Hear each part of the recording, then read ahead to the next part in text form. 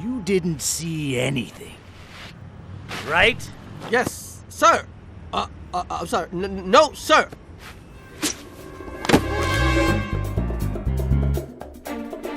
Oh, yeah, global citizens, I'm Xenia, your real-life English fluency coach. In today's scene, one of the funniest and most iconic moments from Madagascar, Marty's already starting to feel bored with his comfortable life at the zoo when he hears something that changes everything. So get ready because you learn advanced everyday expressions that natives actually use in real situations. And to help you not only learn these words, but also never forget them, we want to give you access to the smart flashcards for this lesson for free. You can practice with them in our app by clicking the link below.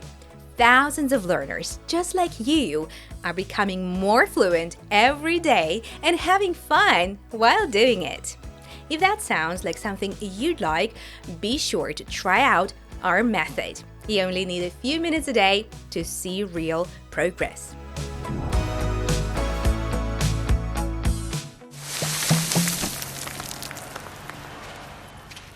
You, quadruped. Sprechen Sie English? I sprechen. What continent is this? Manhattan. Hoover Dam. We're still in New York. Abort! Dive, dive, dive! Hey, you in the top. Wait a minute. What are you guys doing? We're digging to Antarctica. Antarctica? Right away, the penguin leader, Skipper, comes in intense and a little strange. Let's look at what he says. You, quadruped. Sprechen Sie English? A quadruped is an animal that walks on four legs. Quad means four and ped relates to feet, like a pedicure. This is a technical word, and this line is a great introduction to Skipper. He acts like a tough, paranoid military commander, always suspicious and operating like he's on a mission. By the way, the word skipper is actually another way to refer to a captain. So he suddenly switches languages and asks Marty in German. Sprechen Sie English? Which in English means, do you speak English? He thinks they're on a different continent. Now, pay attention to the way they pronounce the words continent and Manhattan. What continent is this? Manhattan. This is actually how most Americans pronounce these two words. The traditional T sound becomes what we call a glottal T. We still get three syllables, but instead of a strong T, continent, it sounds more like continent. Continent. If you're struggling to make this sound, it's actually pretty easy once you know what's happening in your mouth. Basically, you stop the airflow for a moment, like when kids say, uh-oh. Notice that little stop in the middle? That's the same sound. Then you go straight into the N. Uh-oh. Cotton. Continent. And you'll hear this exact same sound in Marty's response. What continent is this? Manhattan. Instead of pronouncing the T clearly, Manhattan, most Americans say it with the same stop. Uh-oh. Hatton. Manhattan. Now let's practice repeating after them. What continent is this? Manhattan. What continent is this? Manhattan.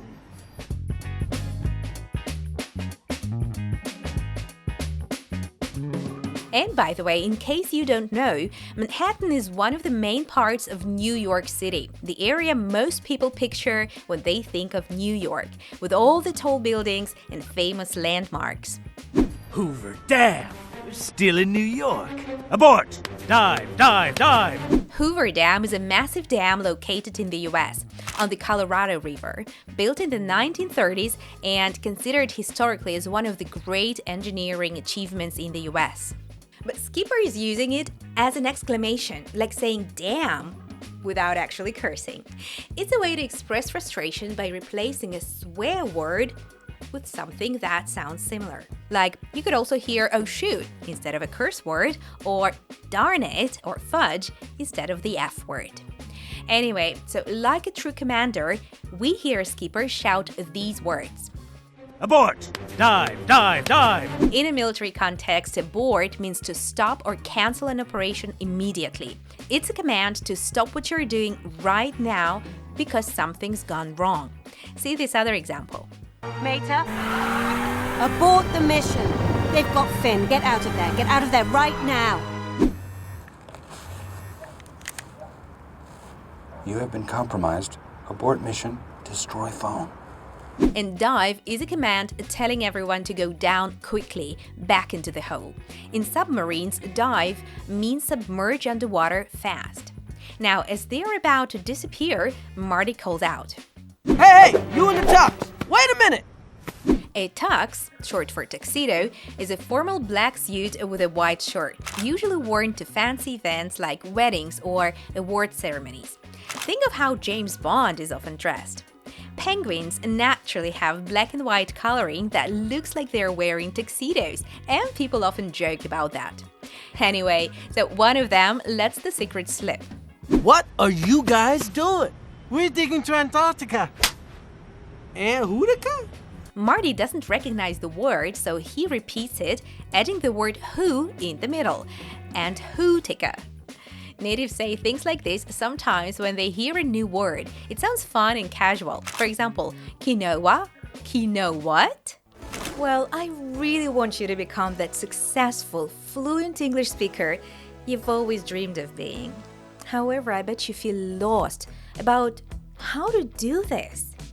Or you feel too busy to dedicate enough time to studying. Or you've been stuck at the same level forever. And I know this because I've been there myself. Remember, I'm an English learner just like you. So let me share with you a method to go from being a lost, insecure English learner to becoming a confident, natural English speaker, even if you have only 10-15 minutes per day. So first, watch a short lesson like this one with Madagascar. Second, practice the new words from that lesson with smart flashcards, which use science to help you remember new words forever. And third, speak the new words in a real conversation, so you feel confident using them in any situation. And practice pronunciation. The great thing is we make it super easy for you to do this on the Real Life app. And in fact, you can use the new words you're learning today in a guided speaking conversation based on this exact lesson with Madagascar right now. So stop just recognizing and forgetting new words and start being able to actually speak them naturally. So try it for free. Just click the link in the description below. Okay, now let's watch the next part of the scene. Can you keep a secret, my monochromatic friend? Do you ever see any penguins running free around New York City? Of course not. We don't belong here. It's just not natural. This is all some kind of whacked-out conspiracy. We're going to the wide-open spaces of Antarctica. To the wild. The wild?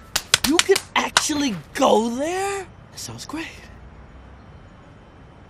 Hey, hold up! Where is this place? Tell me where it is! You didn't see anything, right? Yes, sir. I'm sorry. No, sir.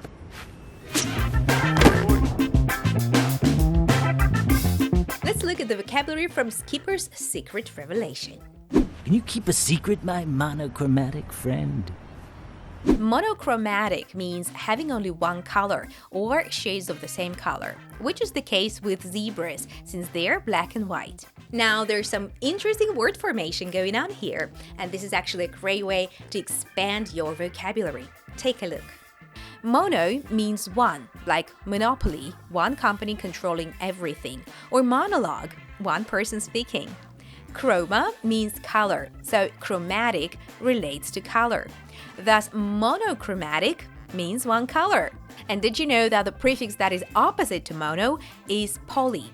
It means many, like polychromatic, multiple colors, and polyglot, someone who speaks many languages. Now, let's listen to Skipper's secret and look at the important grammatical structure he uses. Do you ever see any penguins running free around New York City? Do you ever is a way to ask about things that happen sometimes in your life. Not one specific moment, but your general experience. For example, do you ever feel lonely?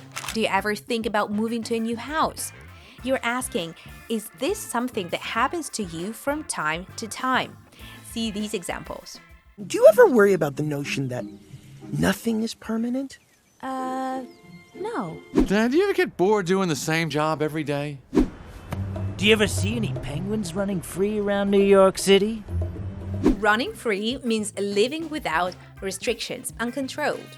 So when animals run free, they're not in cages. They're out in the wild, in a natural location. And this is exactly how Skipper describes how they feel and what they are looking for. Of course not. We don't belong here. It's just not natural. When you belong somewhere, you fit there, and it feels like that's where you should be. Skipper is saying penguins aren't meant to be in a zoo, or in New York City for that matter. It's not their natural home or their habitat. In fact, that's where they want to go, the wide open spaces of Antarctica. We're going to the wide open spaces of Antarctica. Wide open means completely open, with lots of space and no limits. We often use it for places like fields or deserts, but it can also be used more generally. For example, a wide open schedule means you're completely free, with nothing planned. Check this out. So, where are we going? My calendar is wide open. This is all some kind of whacked out conspiracy. Now, what do you think he meant by calling this a conspiracy? A plan happening secretly? Something that happened by accident? A decision enforced by the government?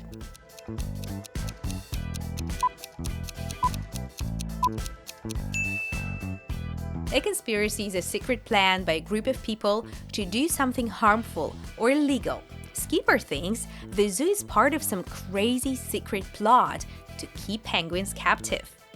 And whacked out is slang meaning crazy or absurd. It suggests something is so weird or wrong that it's almost unbelievable. I hit my head today. You're not a talking dog. You're just a whacked out hallucination. Whacked out? I think I've just been insulted. Hey, hold up! Where is this place? Hold up is an informal command meaning wait or stop for a moment. It's very common in casual speech. Whoa, hold up. Focus. Show 'em what you got, buddy.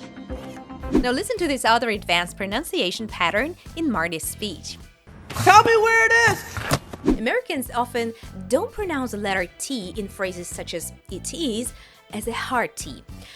When it's between two vowels, it becomes soft, almost like a D sound, so it sounds like it is. This is called the American T or flap T. Similarly, earlier when Marty said, wait a minute, it sounded like, wait a minute. You didn't see anything, right? Yes, sir. I'm sorry. No, sir.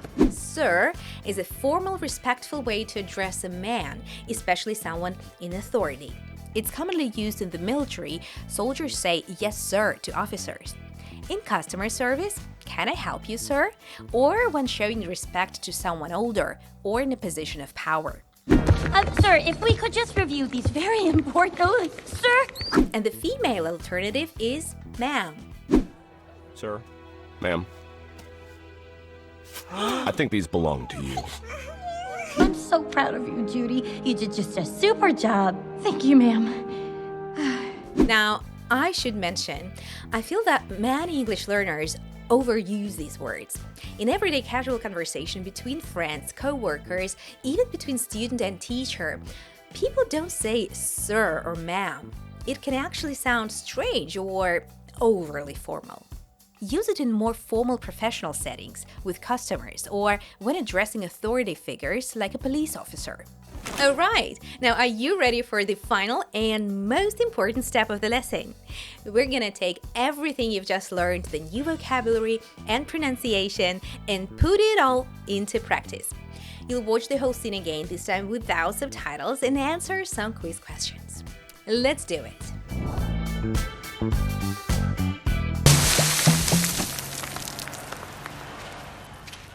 You, quadruped. What does the word quadruped mean?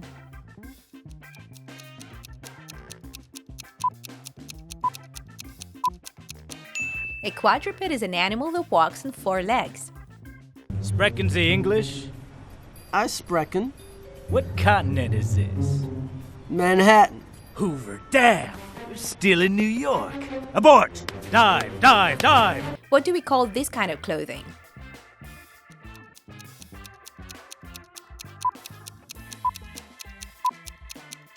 Tux or tuxedo?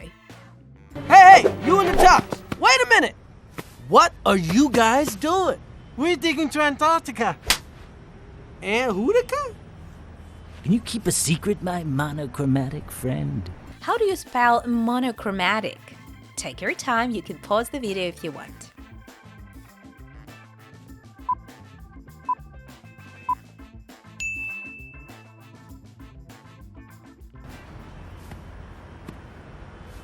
Do you ever see any penguins running free around New York City? Of course not. We don't belong here. It's just not natural. This is all some kind of whacked out conspiracy. Now, what do you think whacked out means here? Evil, cruel, organized, well planned, strange or crazy?